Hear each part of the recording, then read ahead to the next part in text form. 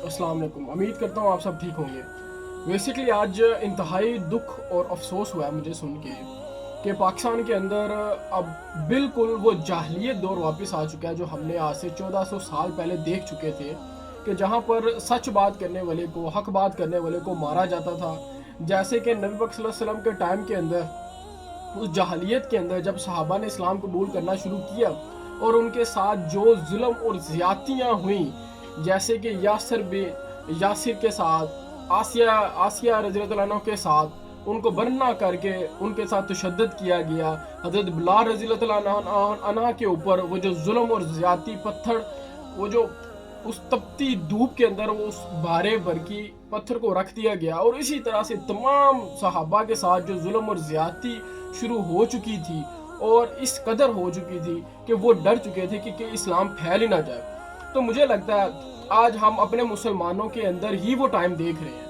बड़ी अफसोस से कहना पड़ रहा है कि जो हक की बात करता है, जो सच की बात करता है, जो अल्लाह रसूल की बात करता है, आप उसको बैन कैसे कर सकते हैं। यहाँ पर बात मैं बिल्कुल साहिल अदीम की कर रहा हूँ। वो मोटिवेशन स्पीकर भी हैं और वो बड़े अच्छे तरीके से आपको फ़लसफ़ा, साइकोलॉजी समझाने की कोशिश करते हैं इस्लाम के अंदर। और वो कहते हैं कि निज़ाम की बात हो, लेकिन निज़ाम का मतलब ये है कि जैसे नबी पाक सल्लल्लाहु अलैहि वसल्लम के टाइम के अंदर उन सहाबियों ने जब उनके ऊपर जब वो मक्का हज करने के लिए आए और उन्होंने जो शर्तें रखी थी, कि मेरे ख्याल से आज वही दौर जा रहा है वापस, कि हमारे बच्चों को आपकी तरफ वो जा नहीं सकते, मदीना के अंदर आ नहीं सकते, आपको इजाज़त नहीं हो सकती, लेकिन अगर आपकी तरफ से कोई बंदा आ गया तो फिर ठीक है। तो इस कदर, और उसके बावजूद भी बच्चे, उनको इस चीज़ पे इतना कॉन्फिडेंस था कि ऐसा हो, उन्होंने बिल्कुल उनकी शर्त मानी। और फिर भी लातादाद लोग मुसलमान मदीने में जाने की बजाय कहीं और उन्होंने अपना ठिकाना बना लिया और एक ग्रुप बना लिया। और फिर जो जैसे ही कोई आता मक्के से कहीं और तजारत के लिए, तो वो उनको लूट लिया करते थे। वो तंग आके फिर उन्होंने मदीने में नबी सल्लल्लाहु अलैहि वसल्लम के पास उन्होंने रिक्वेस्ट की कि आप इनको कहें कि ये आपके पास आ जाए, इस तरह से ये ज़्यादा ख़तरनाक हो रहे हैं हमारे लिए।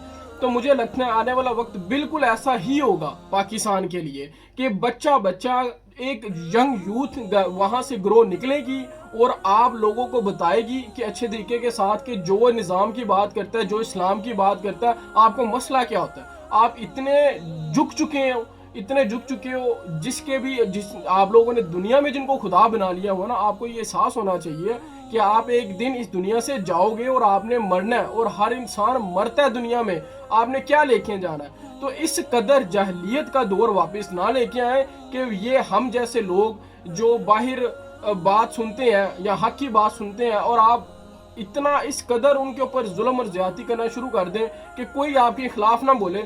आप तो फिरौन से ज्यादा बढ़ चुके हैं। आप तो फिरौन के जोन से ना बिल्कुल कॉपी एंड पेस्ट मेरे ख्याल से आपको कर दिया गया फिरौन की वजह से। फिरौन भी ऐसे ही करता था कि जो उसके खिलाफ जाता था मार दिया जाता था।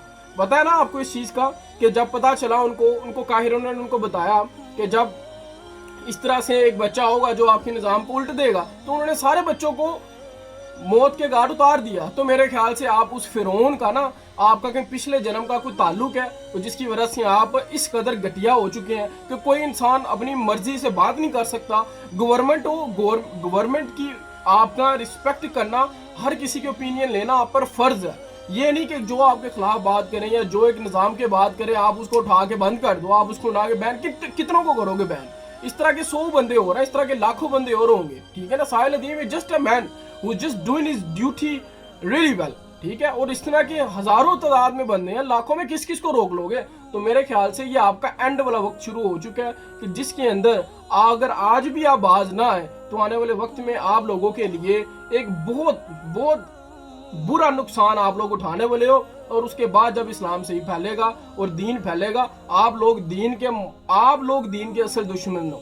आप लोग दीन के असल दुश्मन हो। आप लोग जैसे उस टाइम मक्का के दौरान वो कहते थे ना कि हमारी इतनी इज्जत, हम कैसे नबी पाक सल्लल्लाहु अलैहि वसल्लम को मान ले, ये तो इस तरह से है, ये तो यतीम है, ये तो इस तरह से है, ये तो इस तरह से है, ये कैसे। उस टाइम के भी बड़े से बड़ा अबू जहल से बड़ा हिकमत वाला इंसान नहीं था कोई, लेकिन उसका इल्म उसके काम नहीं आया, क्योंकि उसका इल्म नबी पाक सल्लल्लाहु अलैहि वसल्लम के खिलाफ गया। तो अगर आप लोगों को अपने इल्म पे बड़ा मान है ना, तो दीन और अल्लाह और उसके रसूल और उसके सहाबी को माने, ठीक है ना। ना कि लोगों से उसका हक छीने बात करने का, ना तो लोगों का उससे हक छीने ह्यूमन राइट्स का, اور ان کو اپینین دینے کا ہر بندے کی اپنی رائے ہوتی ہے. یہ نہیں کہ آپ کو کوئی آپ کے خلاف بولے تو آپ اس کو کہیں معافی نامہ جی دو یہاں پر فوراً ہی. آپ لوگ تو فرعون سے بدتر ہو چکے ہو. لیکن مسئلہ اس چیز کا کہ آپ لوگ مسلمان ہو کے مسلمان کا جو آپ نے سٹیمپ لگا کے اپنے اوپر وہ جو امپلیمنٹ کر کے مسلمانیت اوڑھ کے کپڑے تو آپ یہ کام کر رہے ہو نا, خدا کا خوف ہونا چاہیے آپ لوگوں کو. یہ چیزیں بند ہونی چاہیے. ہر کسی کو رائٹ ہے, ہر کسی کو. اس طرح کے 1000 بندے بیٹھے ہیں یوٹیوبر, کس کس کو بند کرو گے بھائی؟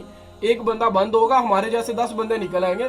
تو خدا کا خوف کریں اور نبی پاک صلی اللہ علیہ وسلم کو اور اللہ کو آخرت یاد رکھیں. آپ نے بھی مرنا ہے, پوری زندگی نہ فرعون جیا ہے, ٹھیک ہے.